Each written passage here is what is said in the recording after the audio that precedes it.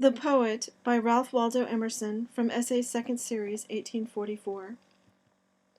A moody child and wildly wise pursued the game with joyful eyes, which chose, like meteors, their way, and rived the dark with private ray.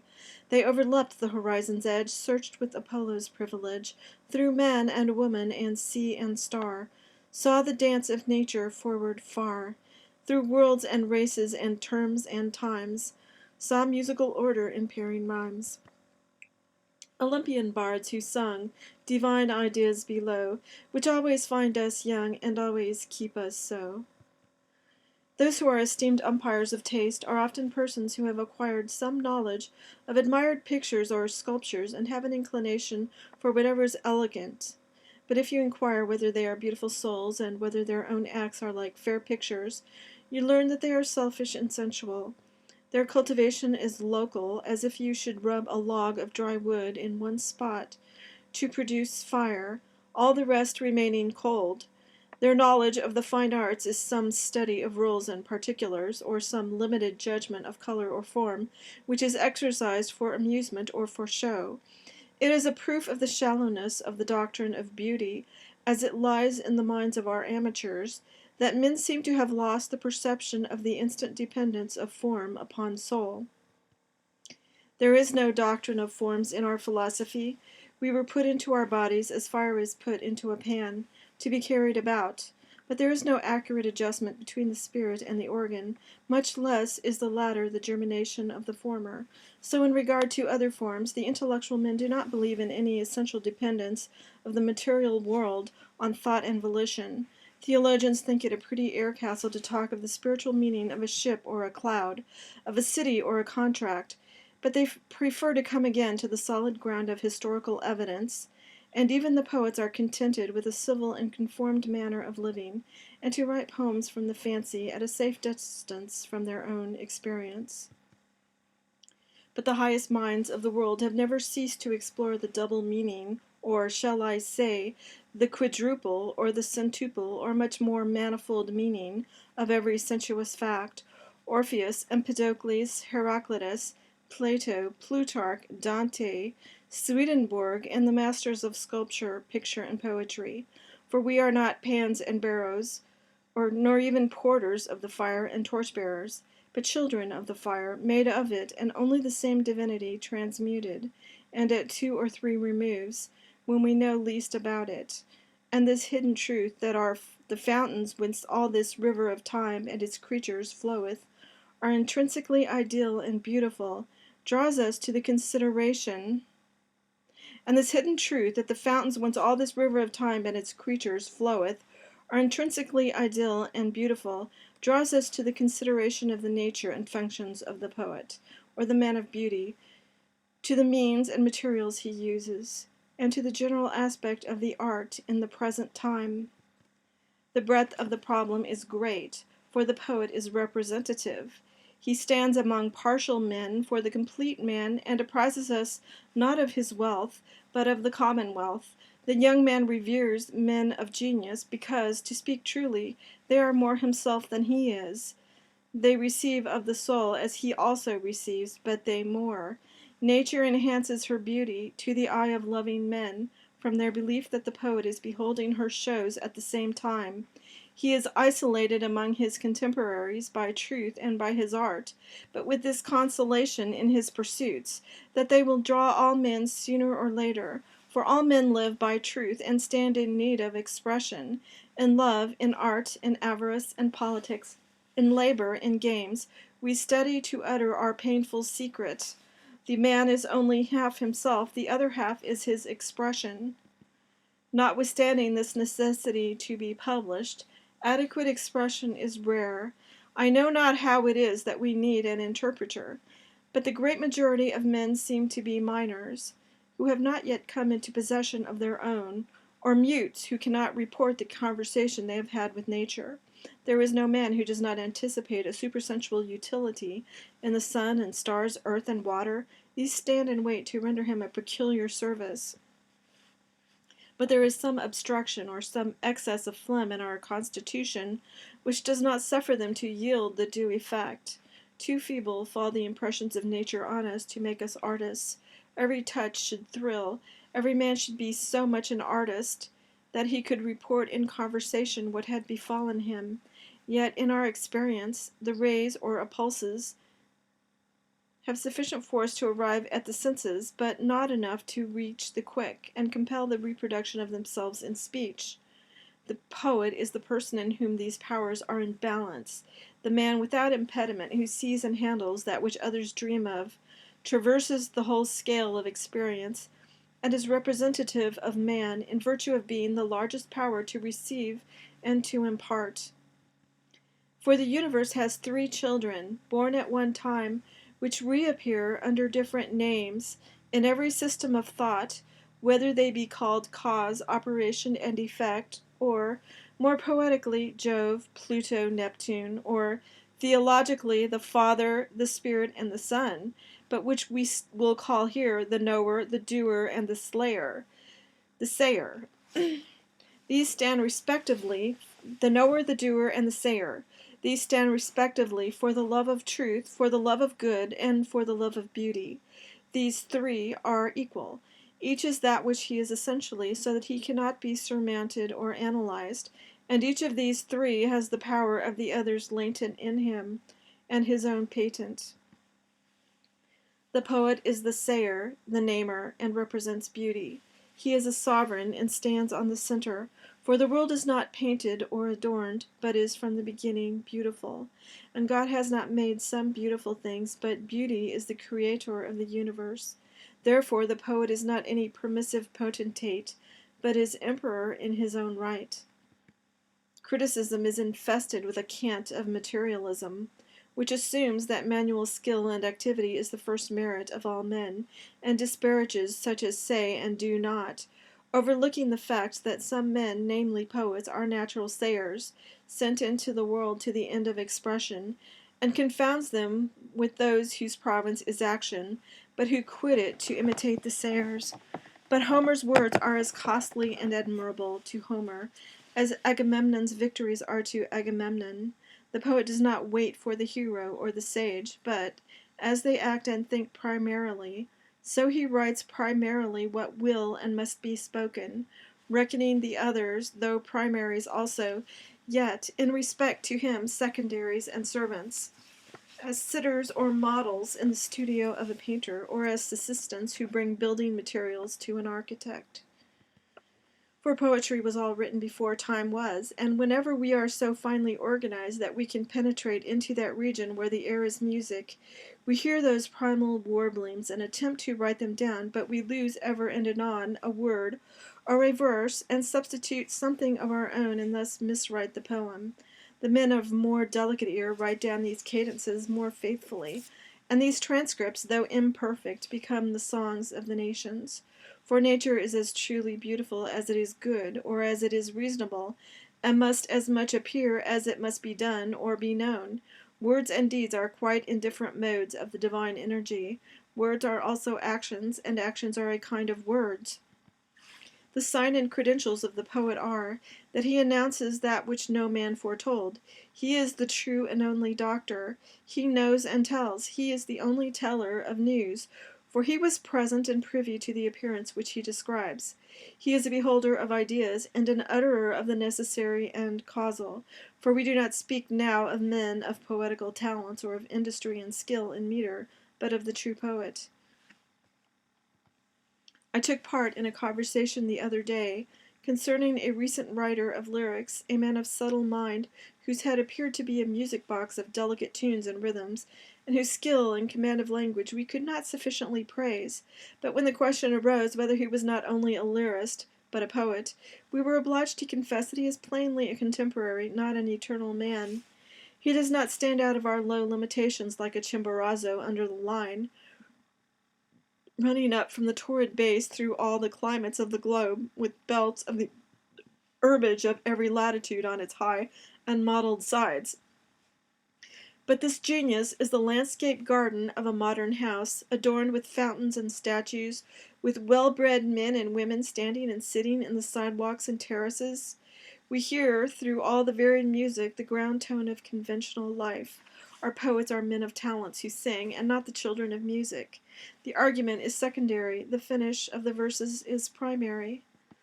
For it is not meters, but a meter-making argument that makes a poem, a thought so passionate and alive that, like the spirit of a plant or an animal, it has an architecture of its own and adorns nature with a new thing. The thought and the form are equal in the order of time, but in the order of Genesis the thought is prior to the form. The poet has a new thought, he has a whole new experience to unfold. He will tell us how it was with him, and all men will be the richer in his fortune. For the experience of each new age requires a new confession, and the world seems always waiting for its poet. I remember, when I was young, how much I was moved one morning by tidings that genius had appeared in a youth who sat near me at table.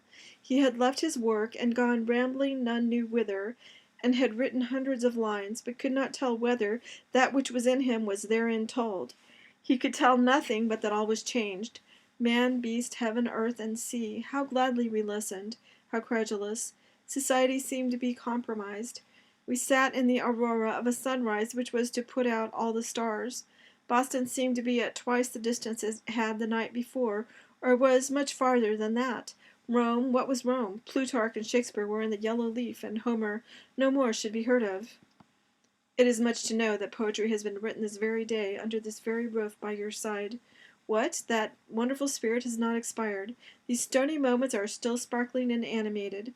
I had fancied that the oracles were all silent and nature had spent her fires, and behold, all night from every pore these silent and every north all night from every pore these fine auroras have been streaming. Everyone has some interest in the advent of the poet, and no one knows how much it may concern him. We know that the secret of the world is profound, but who or what shall be our interpreter, we know not. A mountain ramble, a new style of face, a new person, may put the key into our hands. Of course, the value of genius to us is in the veracity of its report. Talent may frolic and juggle, genius realizes and adds. Mankind, in good earnest, have availed so far in understanding themselves and their work, that the foremost watchman on the peak announces his news. It is the truest word ever spoken, and the phrase will be the fittest, most musical, and the unerring voice of the world for that time. All that we call sacred history attests that the birth of a poet is the principal event in chronology.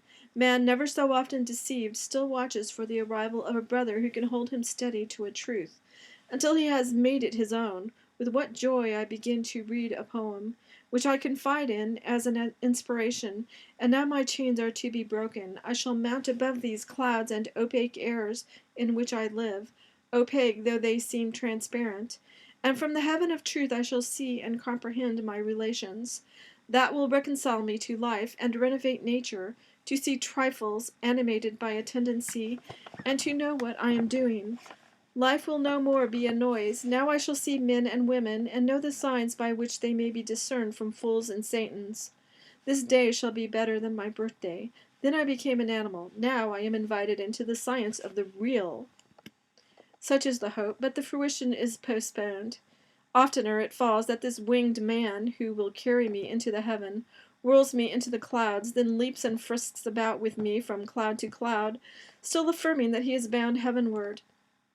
And I, being myself a novice, am slow in perceiving that he does not know the way into the heavens, and is merely bent that I should admire his skill to rise, like a fowl or a flying fish, a little way from the ground or the water.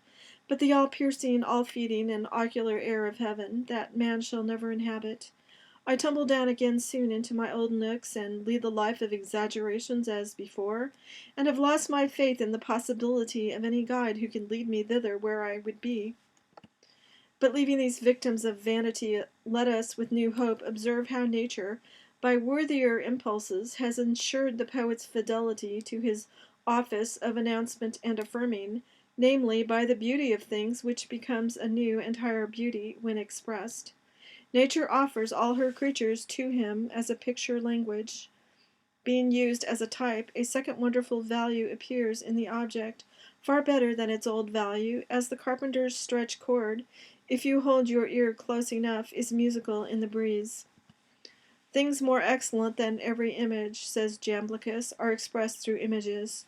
Things admit of being used as symbols, because nature is a symbol in the whole and in every part. Every line we can draw in the sand has expression, and there is no body without its spirit or genius. All form is an effect of character, all condition of the quality of the life, all harmony of health, and for this reason a perception of beauty should be sympathetic or proper only to the good. The beautiful rests on the foundations of the necessary. The soul makes the body, as the wise Spencer teaches.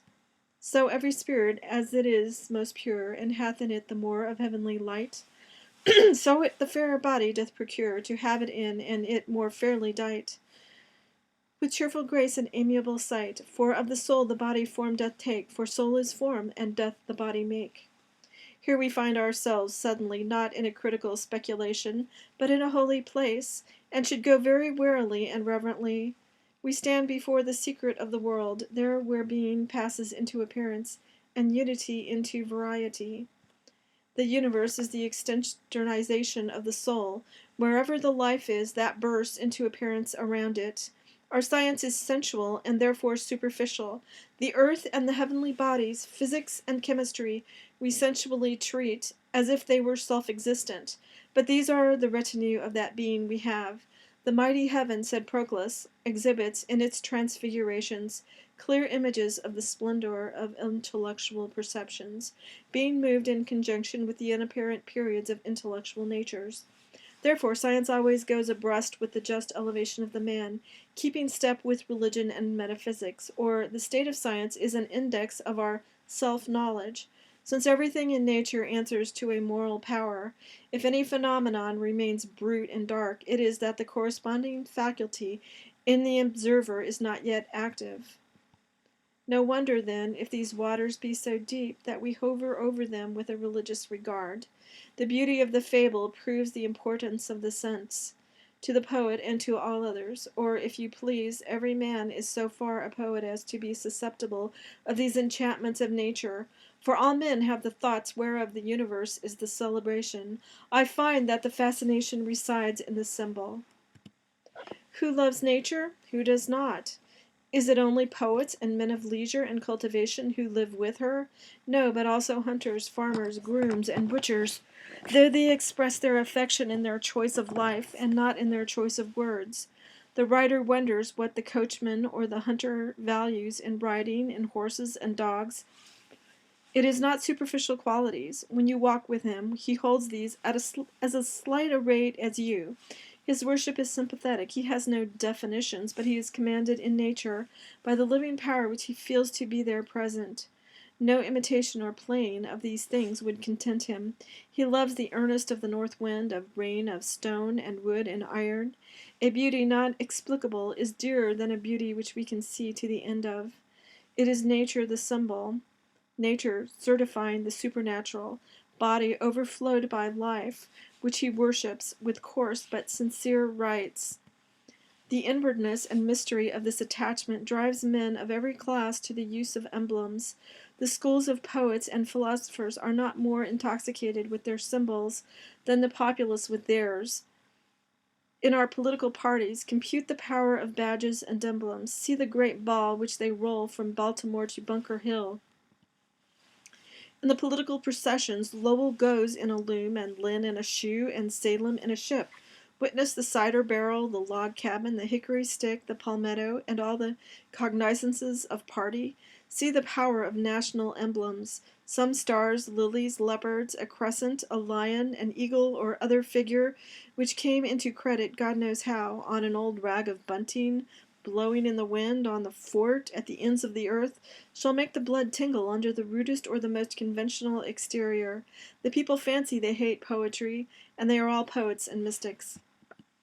Beyond this universality of the symbolic language, we are apprised of the divineness of this superior use of things, whereby the world is a temple, whose walls are covered with emblems, pictures, and commandments of the deity, in this, that there is no fact in nature which does not carry the whole sense of nature, and the distinctions which we make in events and in affairs, of low and high, honest and base, disappear when nature is used as a symbol. Thought makes everything fit for use. The vocabulary of an omniscient man would embrace words and images excluded from polite conversation. What would be base or even obscene to the obscene becomes illustrious, spoken in a new connection of thought. The piety of the Hebrew prophets purges their grossness. The circumcision is an example of the power of poetry to raise the low and offensive. Small and mean things serve as well as great symbols. The meaner the type by which a law is expressed, the more pungent it is, and the more lasting in the memories of men, just as we choose the smallest box or case in which any needful utensil can be carried. Bare lists of words are found suggestive to an imaginative and excited mind, as it is related of Lord Chatham that he was accustomed to read in Bailey's Dictionary when he was preparing to speak in Parliament. The poorest experience is rich enough for all the purposes of expressing thought. Why covet a knowledge of new facts? Day and night, house and garden, a few books, a few actions, serve us as well as would all trades and all spectacles. We are far from having exhausted the significance of the few symbols we use. We can come to use them, yet, with a terrible simplicity. It does not need that a poem should be long. Every word was once a poem. Every new relation is a new word. Also, we use defects and deformities to a sacred purpose, so expressing our sense that the evils of the world are such only to the evil eye. In the old mythology, mythologists observe, defects are ascribed to divine natures, as lameness to Vulcan, blindness to Cupid, and the like, to signify exuberances. For, as it is dislocation and detachment from the life of God that makes things ugly, the poet who reattaches things to nature and the whole, reattaching even artificial things and violations of nature to nature by a deeper insight, disposes very easily of the most disagreeable facts. Readers of poetry see the factory village and the railway and fancy that the poetry of the landscape is broken up by these, for these works of art are not yet consecrated in their reading, but the poet sees them fall within the great order, not less than the beehive or the spider's geometrical web. Nature adopts them very fast into her vital circles, and the gliding train of cars she loves like her own. Besides, in a centered mind, it signifies nothing how many mechanical inventions you exhibit, though you add millions, and never so surprising. The fact of mechanics has not gained a grain's weight. The spiritual facts remains unalterable, by many or by few particulars, as no mountain is of any appreciable height to break the curve of the sphere. A shrewd country boy goes to the city for the first time, and the complacent citizen is not satisfied with his little wonder. It is not that he does not see all the fine houses and know that he never saw such before, but he disposes of them as easily as the poet finds place for the railway. The chief value of the new fact is to enhance the great and constant fact of life, which can dwarf any and every circumstance, and to which the belt of wampum and the commerce of America are alike. The world being thus put under the mind for verb and noun, the poet is he who can articulate it. For, though life is great, and fascinates and absorbs, and though all men are intelligent of the symbols through which it is named, yet they cannot originally use them. We are symbols and inhabit symbols.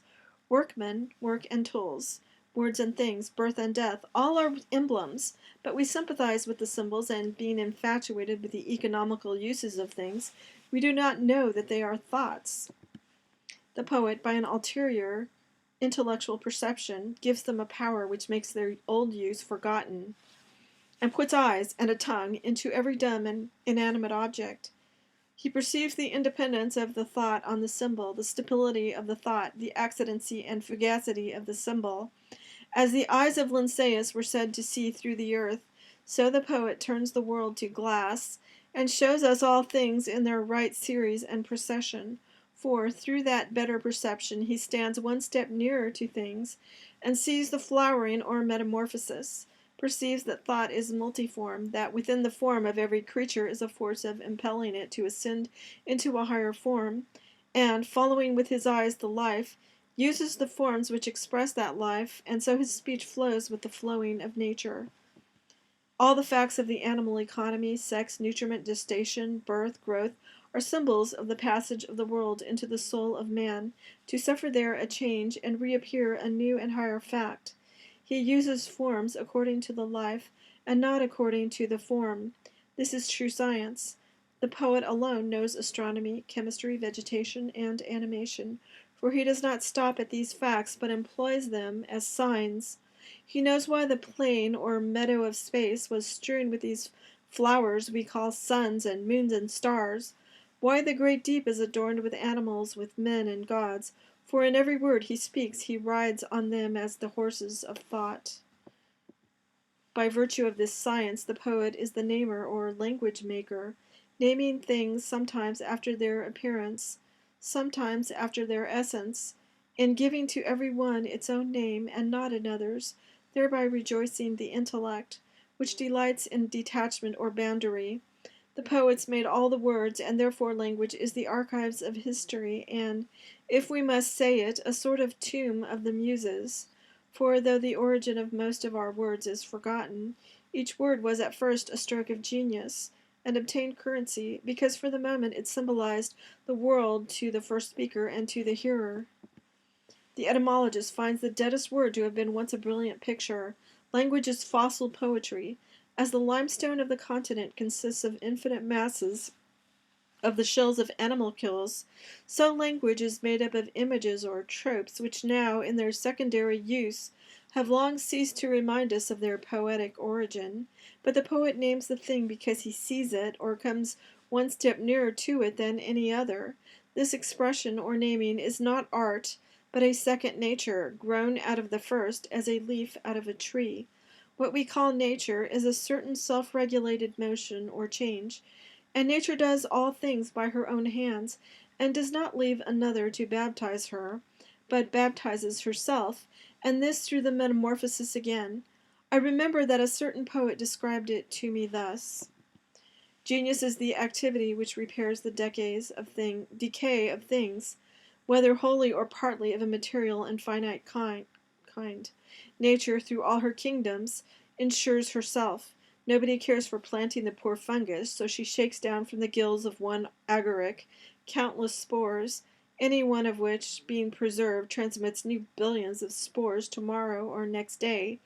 The new agaric of this hour has a chance which the old one had not. This atom of seed is thrown into a new place, not subject to the accidents which destroyed its parent 2 rods off. She makes a man, and having brought him to ripe age, she will no longer run the risk of losing this wonder at a blow, but she detaches from him a new self, that the kind may be safe from accidents to which the individual is exposed. So when the soul of the poet is come to ripeness of thought, she detaches and sends away from it its poems or songs. A fearless, sleepless, deathless progeny which is not exposed to the accidents of the weary kingdom of time, a fearless, vivacious offspring, clad with wings, such was the virtue of the soul out of which they came, which carried them fast and far, and infixed them irrecoverably into the hearts of men. These wings are the beauty of the poet's soul. The songs, thus flying immortal from their mortal parent, are pursued by clamorous flights of censures, which swarm in far greater numbers and threaten to devour them. But these last are not winged. At the end of a very short leap they fall plump down and rot, having received from the souls out of which they came no beautiful wings. But the melodies of the poet ascend and leap and pierce into the deeps of infinite time. So far the bard taught me, using his freer speech, but nature has a higher end in the production of new individuals than security, namely ascension or the passage of the soul into higher forms. I knew in my younger days the sculptor who made the statue of the youth which stands in the public garden. He was, as I remember, unable to tell directly what made him happy or unhappy, but by wonderful indirections he could tell. He rose one day, according to his habit, before the dawn, and saw the morning break, grand as the eternity out of which it came, and, for many days after, he strove to express this tranquillity, and lo, his chisel had fashioned out of marble the form of a beautiful youth, phosphorus, whose aspect is such that, it is said, all persons who look on it become silent. The poet also resigns himself to his mood, and that thought which agitated him is expressed, but alter idem, in a manner totally new. The expression is organic, or the new type which things themselves take when liberated. As in the sun, objects paint their images on the retina of the eye, so they, sharing the aspiration of the whole universe, tend to paint a far more delicate copy of their essence in his mind. Like the metamorphosis of things into higher organic forms is their change into melodies. Over everything stands its demon or soul, and as the form of the thing is reflected by the eye, so the soul of the thing is reflected by a melody. The sea, the mountain ridge, Niagara, and every flower bed pre-exist and superexist in precantations which sail like odors in the air, and when any man goes by with an ear sufficiently fine, he overhears them and endeavors to write down the notes without diluting or depraving them. And herein is the legitimation of criticism in the mind's faith, that the poems are a corrupt version of some text in nature with which they ought to be made to tally. A rhyme in one of our sonnets should not be less pleasing than the iterated notes of a seashell, or the resembling difference of a group of flowers. The pairing of the birds is an ideal, not tedious as our ideals are. A tempest is a rough ode, without falsehood or rant. A summer with its harvest sown, reaped, and stored is an epic song, subordinating how many admirably executed parts. Why should not the symmetry and truth that modulate these glide into our spirits, and we participate the invention of nature? This insight, which expresses itself by what is called imagination, is a very high sort of seeing, which does not come by study, but by the intellect being where and what it sees, by sharing the path or circuit of things through forms, and so making them translucid to others. The path of things is silent. Will they suffer a speaker to go with them? A spy they will not suffer. A lover, a poet, is the transcendency of their own nature. Him they will suffer. The condition of true naming, on the poet's part, is his resigning himself to the divine aura which breathes through forms, and accompanying that. It is a secret which every intellectual man quickly learns, that, beyond the energy of his possessed and conscious intellect, he is capable of a new energy, as of an intellect doubled on itself, by abandonment to the nature of things, that, beside his privacy of power as an individual man, there is a great public power on which he can draw, by unlocking, at all risks, his human doors, and suffering the ethereal tides to roll and circulate through him. Then he is caught up into the life of the universe. His speech is thunder, his thought is law, and his words are universally intelligible as the plants and animals. The poet knows that he speaks adequately then only when he speaks somewhat wildly, or with the flower of the mind, not with the intellect, used as an organ, but with the intellect released from all service, and suffered to take its direction from its celestial life, or, as the ancients were wont to express themselves, not with intellect alone, but with the intellect inebriated by nectar. As the traveler who has lost his way throws his reins on his horse's neck, and trusts to the instinct of the animal to find his road, so must we do with the divine animal who carries us through this world. For if in any manner we can stimulate this instinct, new passages are opened for us into nature. The mind flows into and through things hardest and highest, and the metamorphosis is possible.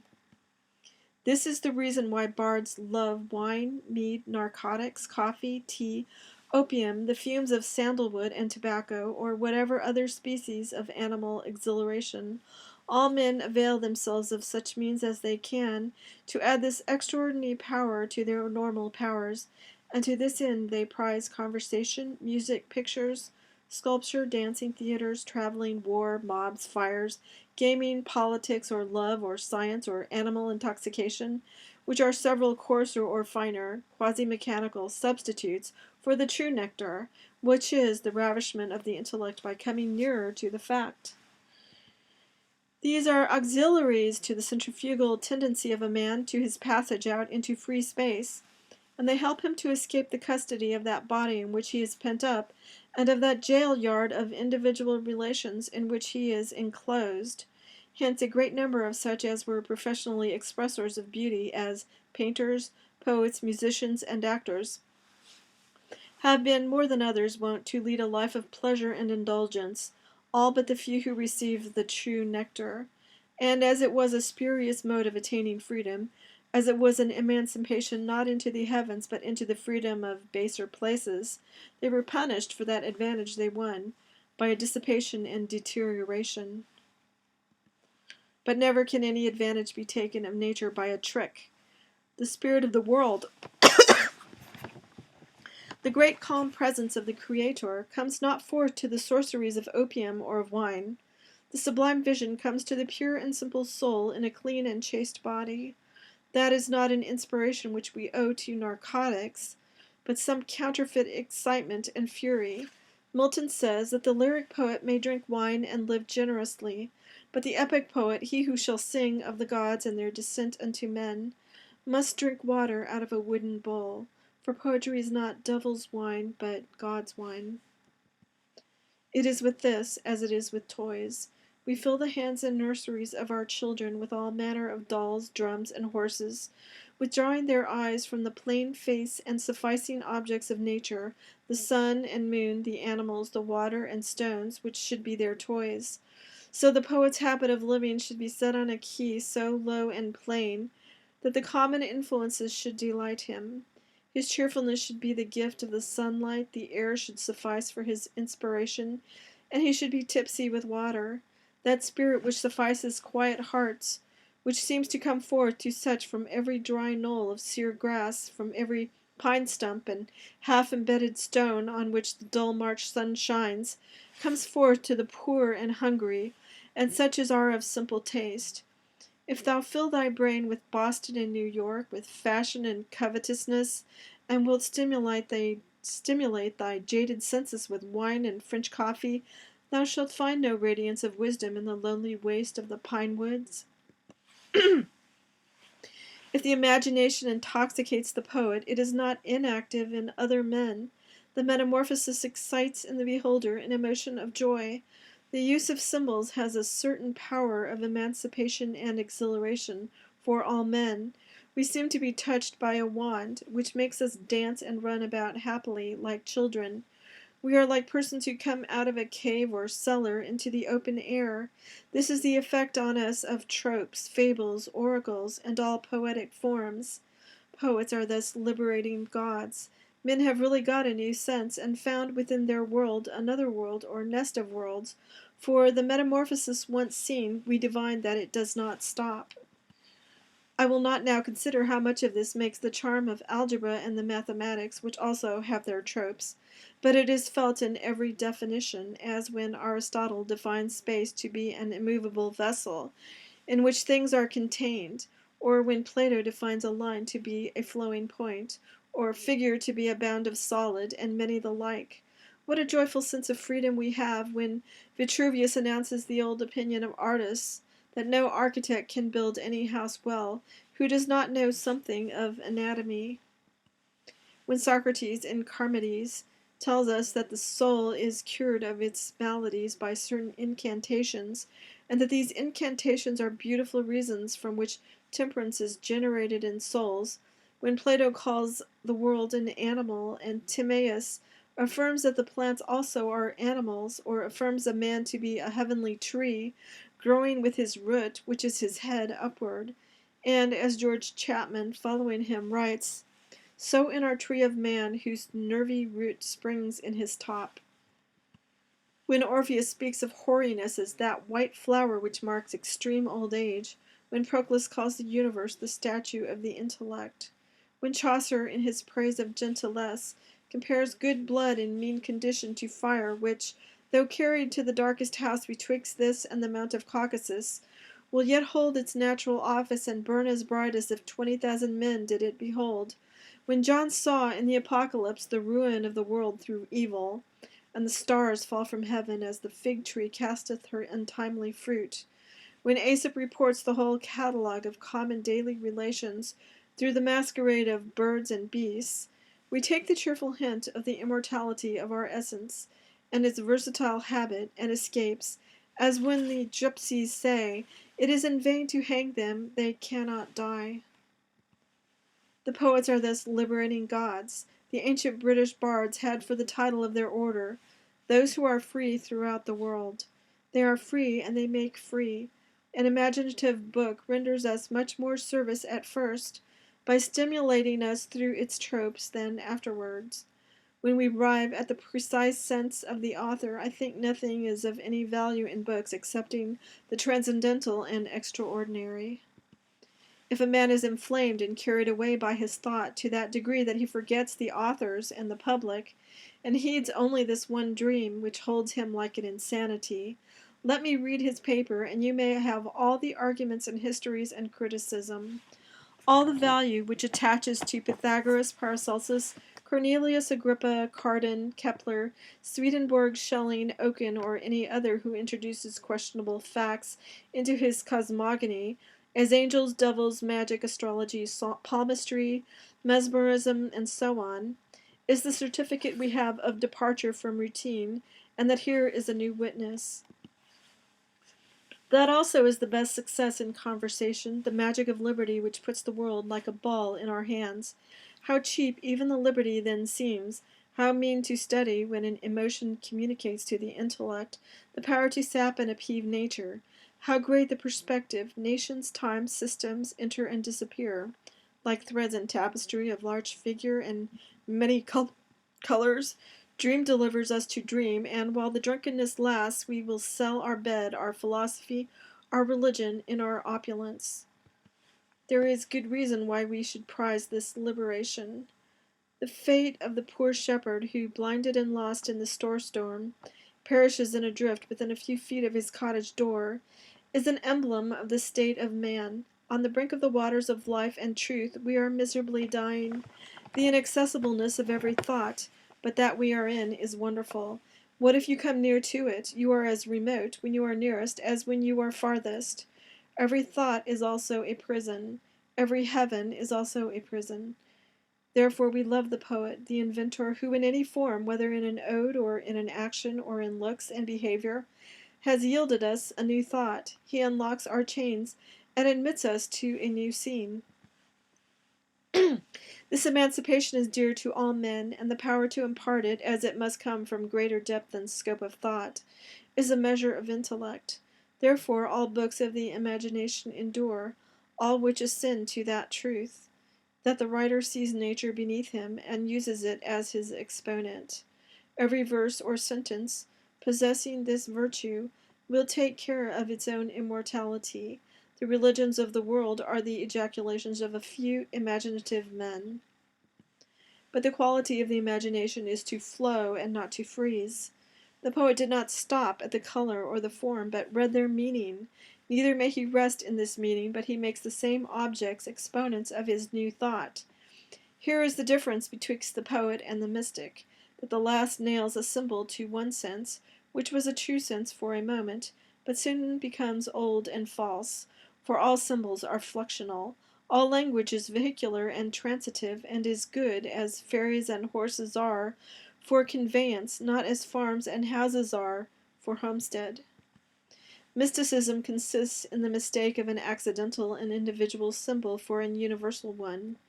The morning redness happens to be the favorite meteor to the eyes of Jacob Behmen, and comes to stand to him for truth and faith, and he believes should stand for the same realities to every reader. But the first reader prefers as naturally the symbol of a mother and child, or a gardener as his bulb, or a jeweler polishing a gem. Either of these, or of a myriad more, are equally good to the person to whom they are significant. Only they must be held lightly and be very willingly translated into the equivalent terms which others use. And the mystic must be steadily told. All that you say is just as true without the tedious use of that symbol as with it. Let us have a little algebra instead of this trite rhetoric, universal signs instead of these village symbols, and we shall both be gainers. The history of hierarchies seems to show that all religious error consisted in making the symbol too stark and solid, and at last nothing but an excess of the organ of language. Swedenborg, of all men in the recent ages, stands eminently for the translator of nature into thought. I do not know the man in history to whom things stood so uniformly for words. Before him the metamorphosis continually plays. Everything on which his eye rests obeys the impulses of moral nature. the figs become grapes whilst he eats them. When some of his angels affirmed a truth, the laurel twig which they held blossomed in their hands. The noise which, at a distance, appeared like gnashing and thumping, on coming nearer, was found to be the voice of disputants. The men, in one of his visions, seen in heavenly light, appeared like dragons and seemed in darkness. But to each other they appeared as men, and when the light from heaven shone into their cabin, they complained of the darkness, and were compelled to shut the window that they might see. There was this perception in him which makes the poet or seer an object of awe and terror, namely, that the same man or society of men may wear one aspect to themselves and their companions, and a different aspect to higher intelligences. Certain priests, whom he describes as conversing very learnedly together, appeared to the children, who were at some distance, like dead horses, and many the like misappearances. And instantly the mind inquires whether these fishes under the bridge, yonder oxen in the pasture, those dogs in the yard, are immutably fishes, oxen, and dogs, or only so appear to me, and perchance to themselves appear upright men, and whether I appear as a man to all eyes. The Brahmins and Pythagoras propounded the same question, and if any poet has witnessed the transformation, he doubtless found it in harmony with various experiences. We have all seen changes as considerable in wheat and caterpillars.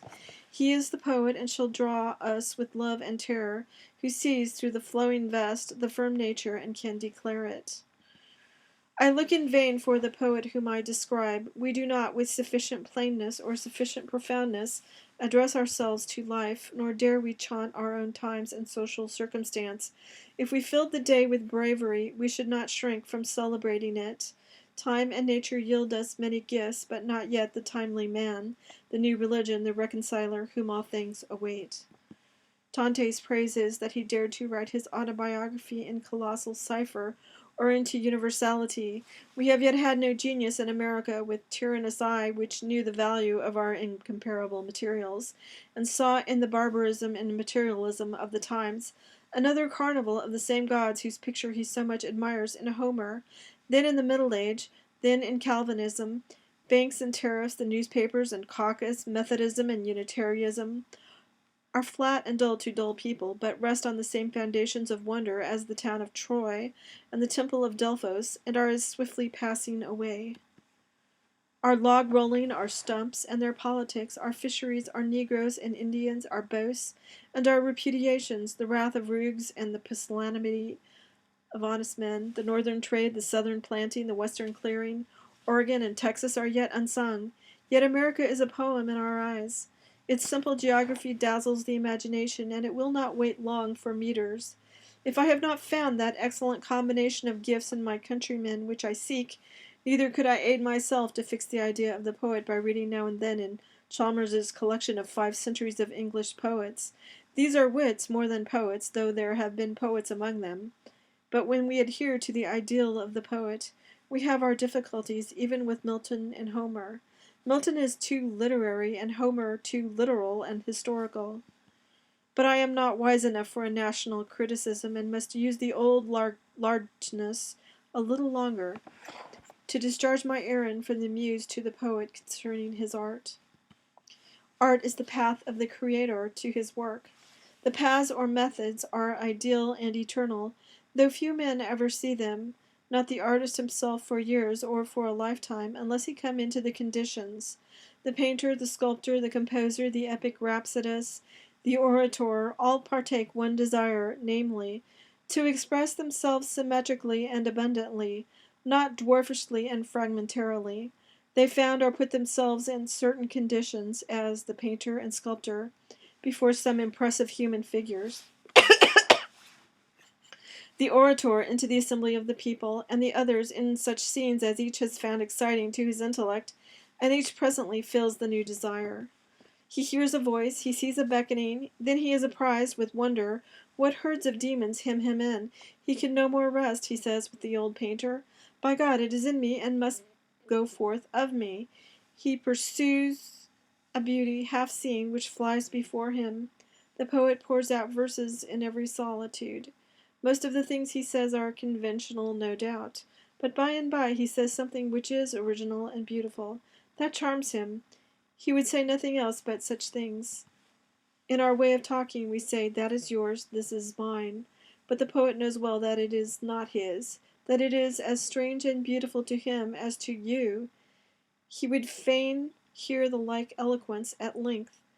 Once having tasted this immortal choir, he cannot have enough of it. Ichor. This immortal ichor, he cannot have enough of it. And as an admirable creative power exists in these intellections, it is of the last importance that these things get spoken. What a little of all we know is said, what drops of all the sea of our science are bailed up, and by what accident it is that these are exposed when so many secrets sleep in nature. Hence the necessity of speech and song. Hence these throbs and heart-beatings in the orator at the door of the assembly, to the end, namely, that thought may be ejaculated as logos or word. Doubt not, O poet, but persist. Say, "It is in me, and shall out." Stand there, balked and dumb, stuttering and stammering, hissed and hooted, stand and strive, until at last rage draw out of thee that dream power which every night shows thee is thine own, a power transcending all limit and privacy, and by virtue of which a man is the conductor of the whole river of electricity. Nothing walks or creeps or grows or exists, which must not in turn arise and walk before him, as exponent of his meaning. Comes he to that power, his genius is no longer exhaustible. All the creatures, by pairs and by tribes, pour into his mind as into a Noah's ark, to come forth again to people a new world. This is like the stock of air for our respiration, or for the combustion of our fireplace, not a measure of gallons, but the entire atmosphere, if wanted. And therefore the rich poets, as Homer, Chaucer, Shakespeare, and Raphael, have obviously no limits to their works, except the limits of their lifetime, and resemble a mirror carried through the street, ready to render an image of every created thing. O poet, a new nobility is conferred in groves and pastures, and not in castles or by the sword blade any longer. The conditions are hard, but equal. Thou shalt leave the world, and know the muse only. Thou shalt not know any longer the times, customs, graces, politics, or opinions of men, but shall take all from the muse. For the time of towns is told from the world by funereal chimes, but in nature the universal hours are counted by succeeding tribes of animals and plants, and by growth of joy on joy. God wills also that thou abdicate a manifold and duplex life, and that thou be content that others speak for thee. Others shall be thy gentlemen, and shall represent all courtesy and worldly life for thee. Others shall do the great and resounding actions also. Thou shalt lie close hid with nature, and cast not be afforded to the capital or the exchange. The world is full of renunciations and apprenticeships, and this is thine. Thou must pass for a fool and a churl for a long season. This is the screen and sheath in which Pan has protected his well-beloved flower, and thou shalt be known only to thine own, and they shall console thee with tenderest love. And thou shalt not be able to rehearse the names of thy friends in thy verse, for an old shame before the holy ideal. And this is the reward, that the ideal shall be real to thee, and the impressions of the actual world shall fall like summer rain, copious, but not troublesome to thy invulnerable essence. Thou shalt have the whole land for thy park and manor, the sea for thy bath and navigation, without tax and without envy. The woods and the rivers thou shalt own, and thou shalt possess that wherein others are only tenants and boarders, thou true landlord, sea lord, air lord. Wherever snow falls, or water flows, or birds fly, wherever day and night meet in twilight, wherever the blue heaven is hung by clouds or sown with stars, wherever are forms with transparent boundaries, wherever are outlets into celestial space, wherever is danger and awe and love, there is beauty, plenteous as rain, shed for thee. And though thou shouldest walk the world over, thou shalt not be able to find a condition inopportune or ignoble.